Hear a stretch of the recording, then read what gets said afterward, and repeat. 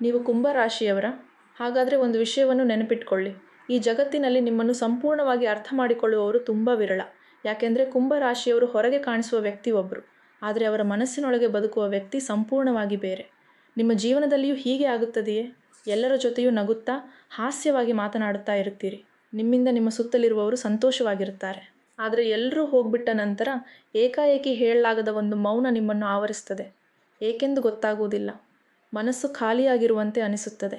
ಕೆಲವು ಸಂದರ್ಭಗಳಲ್ಲಿ ನೀವು ಎಷ್ಟು ಧೈರ್ಯಶಾಲಿಯಾಗಿರುತ್ತೀರೋ ನೋಡಿ ಎಲ್ಲರೂ ಆಶ್ಚರ್ಯಪಡುತ್ತಾರೆ.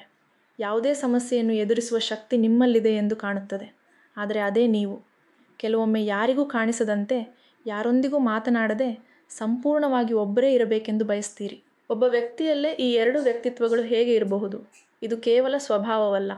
ಇದರ ಹಿಂದೆ ಜ್ಯೋತಿಷ್ಯ ಶಾಸ್ತ್ರ ಹೇಳುವ ಒಂದು ಮಹತ್ತರವಾದ ರಹಸ್ಯ ಅಡಗಿದೆ. ನಾನು ಅನೇಕ ವರ್ಷಗಳಿಂದ ಸಾವಿರಾರು ಜಾತಕಗಳನ್ನು ಅಧ್ಯಯನ ಮಾಡಿದ ಅನುಭವದಲ್ಲಿ ಪ್ರತಿಯೊಂದು ರಾಶಿಗೂ ಒಂದು ವಿಶೇಷ ಗುಣ ಕಂಡಿದ್ದೇನೆ. ಆದರೆ ಕುಂಭರಾಶಿಯ ವಿಷಯಕ್ಕೆ ಬಂದಾಗ ಮಾತ್ರ ಪ್ರತಿ ಬಾರಿ ನನ್ನನ್ನು ಆಶ್ಚರ್ಯಗೊಳಿಸುವ ಒಂದು ವಿಶೇಷ ಲಕ್ಷಣ ಕಾಣಿಸಿದೆ. ಈ ರಾಶಿಯವರಿಗೆ ಜಗತ್ತನ್ನು ಬದಲಾಯಿಸುವ ಆಲೋಚನೆಗಳು ಇರುತ್ತವೆ. ಆದರೆ ತಮ್ಮ ಮನಸ್ಸಿನ ನೋವನ್ನು ಮಾತ್ರ ಯಾರಿಗೂ ಹೇಳುವುದಿಲ್ಲ. ಇವರು ಎಲ್ಲರನ್ನೂ ಪ್ರೀತಿಸುತ್ತಾರೆ.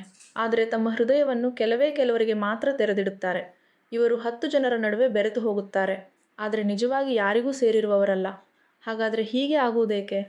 ಕುಂಭರಾಶಿಯವರಲ್ಲಿ ಕಾಣಿಸುವ ಈ ಎರಡು ವಿಭಿನ್ನ ವ್ಯಕ್ತಿತ್ವಗಳಿಗೆ ಕಾರಣವೇನು?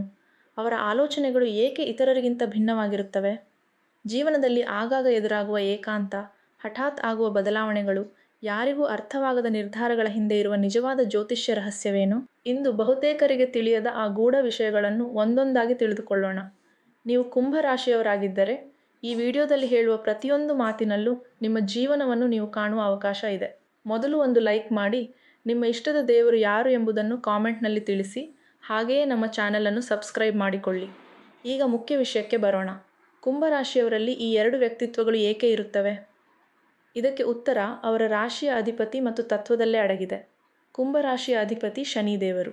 ಶನಿ ಎಂದರೆ ಶಿಸ್ತು, ಸಹನೆ, ಮೌನ, ಜವಾಬ್ದಾರಿ, ಏಕಾಂತ ಮತ್ತು ಜೀವನದ ಸತ್ಯಗಳನ್ನು ಕಲಿಸುವ ಗುರು.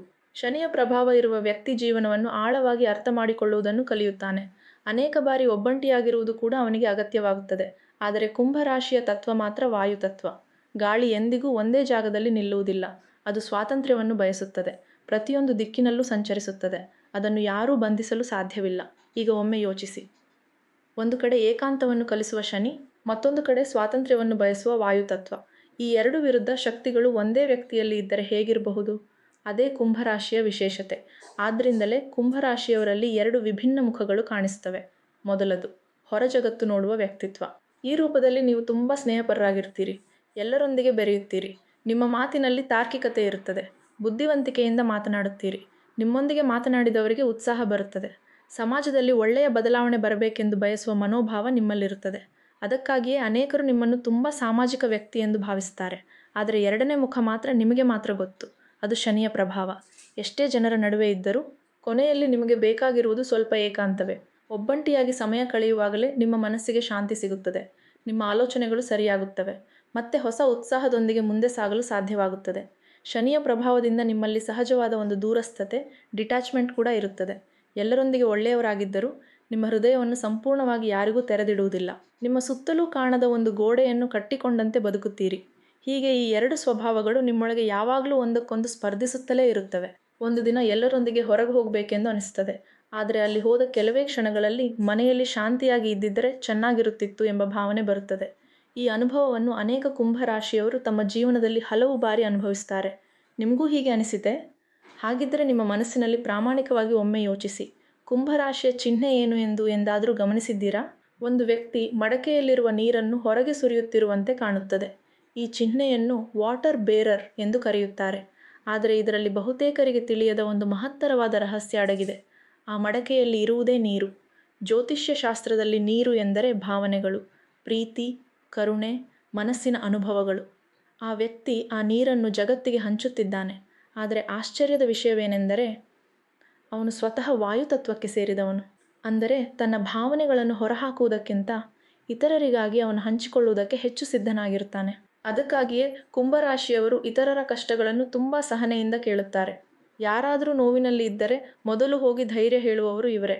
ಯಾರಿಗಾದರೂ ಸಲಹೆ ಬೇಕಾದರೆ ಆಳವಾಗಿ ಯೋಚಿಸಿ ಉತ್ತಮ ಮಾರ್ಗವನ್ನು ತೋರಿಸುತ್ತಾರೆ. ಆದರೆ ತಮ್ಮ ಹೃದಯದ ನೋವನ್ನು ಮಾತ್ರ ಬಹಳ ವಿರಳವಾಗಿ ಹೊರಹಾಕ್ತಾರೆ.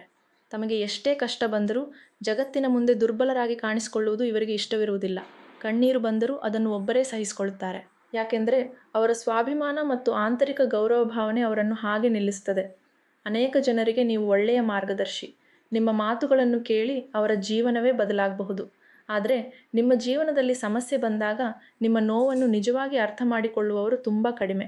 ಹೇಳುವುದಾದರೆ, ನೀವು ಅನೇಕರಿಗೆ ಹೀಲರ್, ಆದರೆ ನಿಮ್ಮನ್ನು ನಿಜವಾಗಿ ಗುಣಪಡಿಸುವವರು ಮಾತ್ರ ಜೀವನದಲ್ಲಿ ತುಂಬ ವಿರಳ. ಈ ಪರಿಸ್ಥಿತಿ ಸ್ವಲ್ಪ ಕಾಲ ಮುಂದುವರಿದರೆ ನಿಮ್ಮೊಳಗೆ ಒಂದು ಮೌನ ಅಸಮಾಧಾನ ಬೆಳೆಯುತ್ತದೆ. ನಾನು ಎಲ್ಲರಿಗೂ ಕೊಡುತ್ತಿದ್ದೇನೆ, ಆದರೆ ನನಗೆ ಮಾತ್ರ ಯಾರೂ ಇಲ್ಲ ಎಂಬ ಭಾವನೆ ನಿಧಾನವಾಗಿ ಮನಸ್ಸಿನಲ್ಲಿ ನೆಲೆಯೂರುತ್ತದೆ. ಆಗಲೇ ನಿಮ್ಮ ಎರಡನೇ ವ್ಯಕ್ತಿತ್ವ ಹೊರಬರುತ್ತದೆ. ಅದು ಹೊರಗಿನವರಿಗೆ ತಣ್ಣನೆಯ, ದೂರವಾಗಿರುವ ಸ್ವಭಾವದಂತೆ ಕಾಣುತ್ತದೆ. ಬಹಳ ಜನ ಗಮನಿಸುವ ಒಂದು ವಿಷಯ ಏನೆಂದರೆ, ಕುಂಭರಾಶಿಯವರು ಏಕಾಏಕಿ ಮಾತನಾಡುವುದನ್ನು ಕಡಿಮೆ ಮಾಡುತ್ತಾರೆ. ನಿನ್ನೆವರೆಗೆ ತುಂಬ ಆತ್ಮೀಯವಾಗಿ ಮಾತನಾಡಿದ ವ್ಯಕ್ತಿ ಇಂದು ಮಾತ್ರ ಮೌನವಾಗಿ ದೂರವಾಗಿರ್ತಾನೆ. ಸಂದೇಶಗಳಿಗೆ ಉತ್ತರ ಕೊಡುವುದಿಲ್ಲ, ಫೋನ್ ಕರೆಗಳನ್ನು ಸ್ವೀಕರಿಸುವುದಿಲ್ಲ. ಇದನ್ನು ನೋಡಿ ಹಲವರು ನಾನು ಏನಾದರೂ ತಪ್ಪು ಮಾಡಿದ್ದೇನಾ ಎಂದು ದುಃಖಪಡುತ್ತಾರೆ. ಆದರೆ ನಿಜವಾಗಿ ಅದು ಕೋಪದಿಂದ ಅಲ್ಲ. ನಿಮ್ಮ ಮಾನಸಿಕ ಶಕ್ತಿ ಸಂಪೂರ್ಣವಾಗಿ ಕುಗ್ಗಿದಾಗ, ನಿಮ್ಮ ಆಲೋಚನೆಗಳೇ ನಿಮ್ಮನ್ನು ದಣಿವಿಗೆ ತಳ್ಳಿದಾಗ ಸಹಜವಾಗಿಯೇ ಜಗತ್ತಿನಿಂದ ಸ್ವಲ್ಪ ದೂರವಾಗಬೇಕೆಂದು ನೀವು ಬಯಸ್ತೀರಿ. ಅದು ನಿಮ್ಮ ಮನಸ್ಸು ತನ್ನನ್ನು ತಾನೇ ರಕ್ಷಿಸಿಕೊಳ್ಳುವ ಒಂದು ವಿಧಾನ. ಆ ಸಮಯದಲ್ಲಿ ಯಾರೂ ನಿಮ್ಮ ಪ್ರಪಂಚಕ್ಕೆ ಬರಬಾರದೆಂದು ಅನಿಸುತ್ತದೆ. ಅದು ನಿಮ್ಮ ತಂದೆ ತಾಯಿಯಾದರೂ, ಜೀವನ ಸಂಗಾತಿಯಾದರೂ, ಅತ್ಯಂತ ಆತ್ಮೀಯ ಸ್ನೇಹಿತರಾದರೂ. ನಿಮಗೆ ಬೇಕಾಗಿರುವುದು ಸ್ವಲ್ಪ ಏಕಾಂತ ಮಾತ್ರ. ಇದು ಅಹಂಕಾರವಲ್ಲ. ಇದು ನಿಮ್ಮ ಮನಸ್ಸು ತನ್ನನ್ನು ತಾನೇ ಕಾಪಾಡಿಕೊಳ್ಳುವ ಸಹಜ ವಿಧಾನ. ಈಗ ನಾನು ಹೇಳಲಿರುವ ವಿಷಯ ಅನೇಕರಿಗೆ ಆಶ್ಚರ್ಯ ಉಂಟು ಮಾಡಬಹುದು.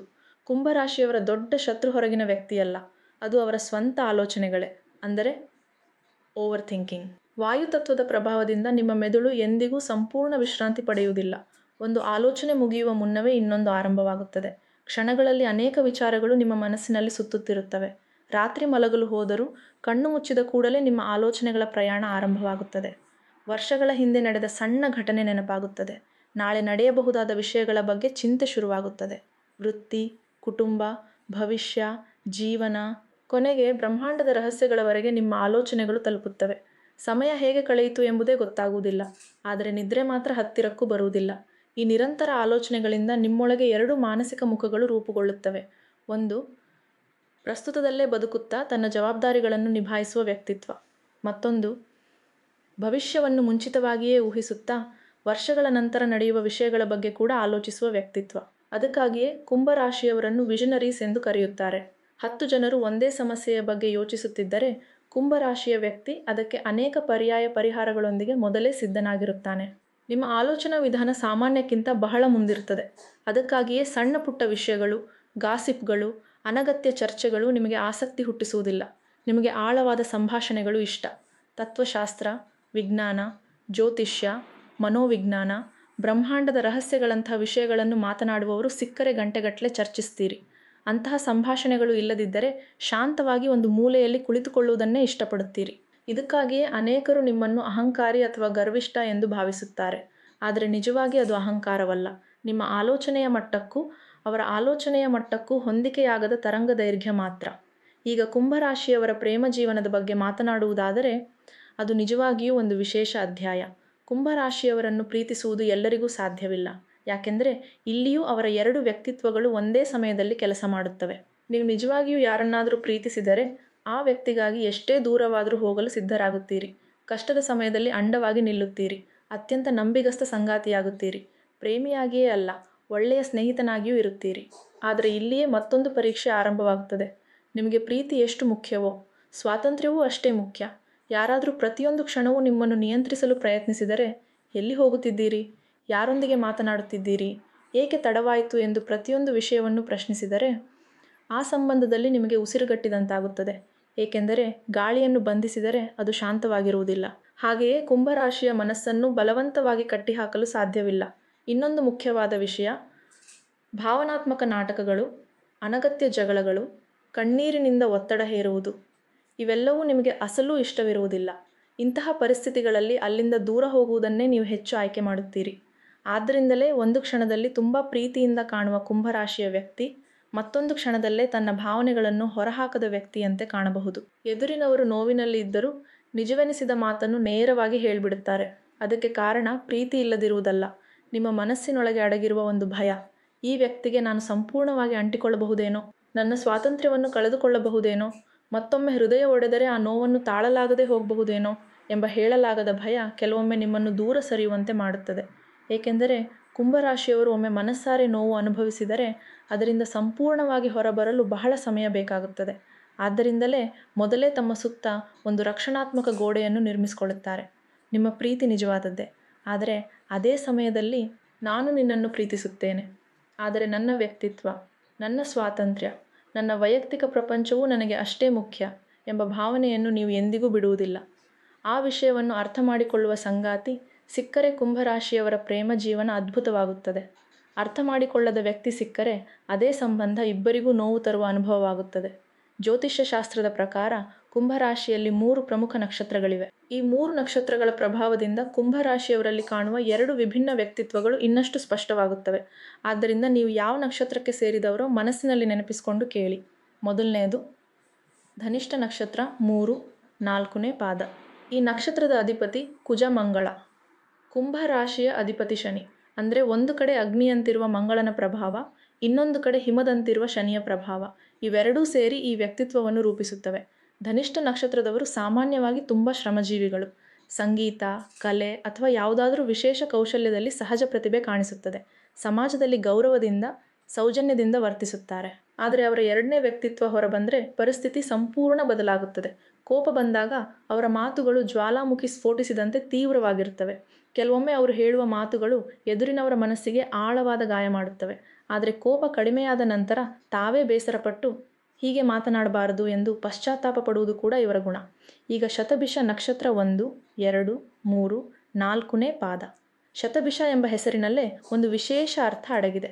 100 ವೈದ್ಯರು ಅಂದರೆ 100 ಜನರನ್ನು ಗುಣಪಡಿಸುವ ಶಕ್ತಿ ಎಂಬ ಸಂಕೇತ. ಈ ನಕ್ಷತ್ರದ ಅಧಿಪತಿ ರಾಹು. ಕುಂಭರಾಶಿಯಲ್ಲಿ ಅತ್ಯಂತ ರಹಸ್ಯಮಯ ವ್ಯಕ್ತಿತ್ವ ಹೊಂದಿರುವವರು ಇವರೇ. ಹೊರಗೆ ತುಂಬ ಶಾಂತವಾಗಿ, ಮುಗ್ಧವಾಗಿ ಕಾಣುತ್ತಾರೆ. ಆದರೆ ಅವರ ಮನಸ್ಸಿನಲ್ಲಿ ನಡೆಯುವ ಆಲೋಚನೆಗಳು, ವಿಶ್ಲೇಷಣೆಗಳು, ಲೆಕ್ಕಾಚಾರಗಳು ಯಾರಿಗೂ ಅರ್ಥವಾಗುವುದಿಲ್ಲ. ಅವರ ಜೀವನದಲ್ಲಿ ಏನು ನಡೆಯುತ್ತಿದೆ ಎಂಬುದು ಅನೇಕ ಬಾರಿ ಮನೆಯವರಿಗೂ ಸಂಪೂರ್ಣವಾಗಿ ತಿಳಿದಿರುವುದಿಲ್ಲ. ತಮ್ಮ ಭಾವನೆಗಳು, ಯೋಜನೆಗಳು ಹಾಗೂ ವೈಯಕ್ತಿಕ ವಿಷಯಗಳನ್ನು ತುಂಬ ಗೌಪ್ಯವಾಗಿ ಇಟ್ಕೊಳ್ತಾರೆ.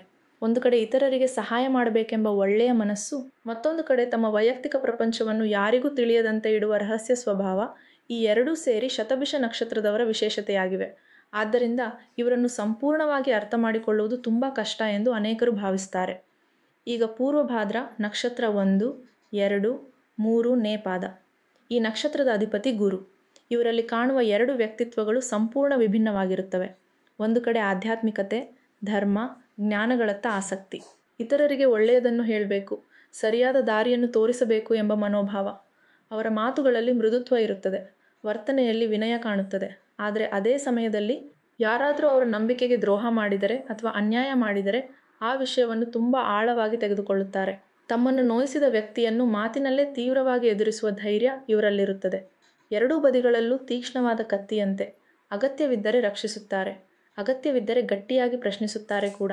ಹೀಗೆ ಈ 3 ನಕ್ಷತ್ರಗಳ ಪ್ರಭಾವದಿಂದ ಕುಂಭರಾಶಿಯವರಲ್ಲಿ ಅನೇಕ ವಿಭಿನ್ನ ವ್ಯಕ್ತಿತ್ವದ ಲಕ್ಷಣಗಳು ಕಾಣಿಸುತ್ತವೆ. ಈಗ ಉದ್ಯೋಗ, ವೃತ್ತಿ ಮತ್ತು ಆರ್ಥಿಕ ವಿಷಯಗಳ ಬಗ್ಗೆ ಮಾತನಾಡೋಣ. ಈ ವಿಷಯದಲ್ಲಿಯೂ ಕುಂಭರಾಶಿಯವರ ಆಲೋಚನಾ ವಿಧಾನ ತುಂಬ ವಿಶಿಷ್ಟವಾಗಿರುತ್ತದೆ. ತಮಗೆ ಇಷ್ಟವಾದ ಕೆಲಸ ಸಿಕ್ಕರೆ ಸಮಯವನ್ನೇ ಮರೆತು ಬಿಡುವಷ್ಟು ಶ್ರಮಿಸುತ್ತಾರೆ. ಹಗಲು ರಾತ್ರಿ ಎನ್ನದೇ ಆ ಕೆಲಸವನ್ನು ಅತ್ಯುತ್ತಮವಾಗಿ ಪೂರ್ಣಗೊಳಿಸಲು ಪ್ರಯತ್ನಿಸುತ್ತಾರೆ. ಶನಿಯ ಪ್ರಭಾವದಿಂದ ಪ್ರತಿಯೊಂದು ಕೆಲಸದಲ್ಲೂ ಪರಿಪೂರ್ಣತೆಯನ್ನು ಹುಡುಕುತ್ತಾರೆ. ಹೊಸ ಆಲೋಚನೆಗಳು, ವಿನೂತನ ಪರಿಹಾರಗಳು ಹಾಗೂ ಸೃಜನಶೀಲತೆ ಇವರ ಪ್ರಮುಖ ಶಕ್ತಿ.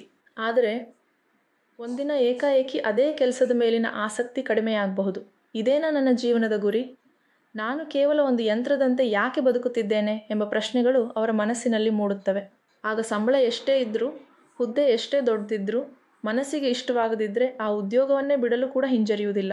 ಇದನ್ನು ನೋಡಿ ಅನೇಕರು ಆಶ್ಚರ್ಯಪಡುತ್ತಾರೆ. ಇಷ್ಟು ಒಳ್ಳೆಯ ಕೆಲಸವನ್ನು ಹೇಗೆ ಬಿಟ್ಟ ಎಂದು ಯೋಚಿಸ್ತಾರೆ. ಆದರೆ ಕುಂಭರಾಶಿಯವರಿಗೆ ಒಂದು ವಿಷಯ ಚೆನ್ನಾಗಿ ಗೊತ್ತು.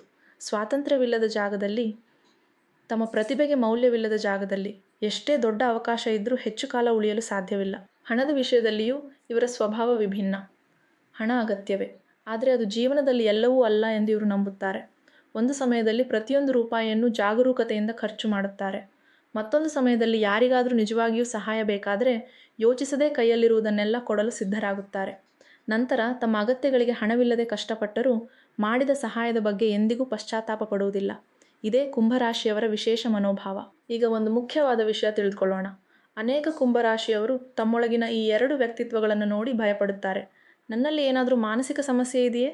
ಏಕೆ ನನ್ನ ಮನಸ್ಸು ಹೀಗೆ ಬದಲಾಗುತ್ತಿರುತ್ತದೆ ಎಂದು ಅನುಮಾನ ಪಡುತ್ತಾರೆ. ಆದರೆ ಒಂದು ವಿಷಯ ನೆನಪಿಟ್ಕೊಳ್ಳಿ, ನೀವು ಅಸಾಮಾನ್ಯರು. ಆದ್ದರಿಂದ ನಿಮ್ಮ ಆಲೋಚನಾ ವಿಧಾನವು ಸಾಮಾನ್ಯವಾಗಿರುವುದಿಲ್ಲ.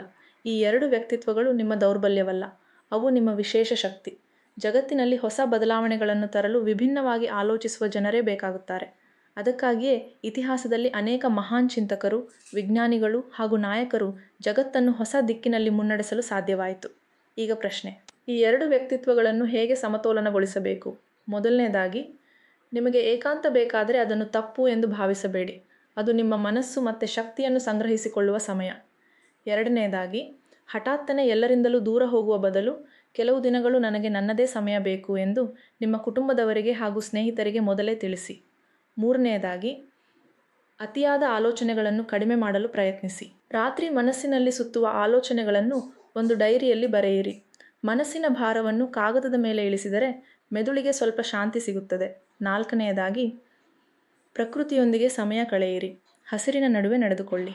ಯೋಗ ಹಾಗೂ ಧ್ಯಾನದಂತಹ ಅಭ್ಯಾಸಗಳನ್ನು ಬೆಳೆಸಿಕೊಳ್ಳಿ. ಇವು ಮನಸ್ಸನ್ನು ಸ್ಥಿರವಾಗಿಡಲು ತುಂಬ ಸಹಾಯಕ. ಐದನೇದಾಗಿ, ನಿಮ್ಮ ವ್ಯಕ್ತಿತ್ವವನ್ನು ಹಾಗೂ ನಿಮ್ಮ ಸ್ವಾತಂತ್ರ್ಯವನ್ನು ಗೌರವಿಸುವವರೊಂದಿಗೆ ಸ್ನೇಹ, ಪ್ರೀತಿ ಹಾಗೂ ಸಂಬಂಧಗಳನ್ನು ಮುಂದುವರಿಸಿ. ನಿಮ್ಮನ್ನು ಸಂಪೂರ್ಣವಾಗಿ ನಿಯಂತ್ರಿಸಲು ಪ್ರಯತ್ನಿಸುವವರಿಂದ ಸಾಧ್ಯವಾದಷ್ಟು ದೂರವಿರುವುದು ಉತ್ತಮ.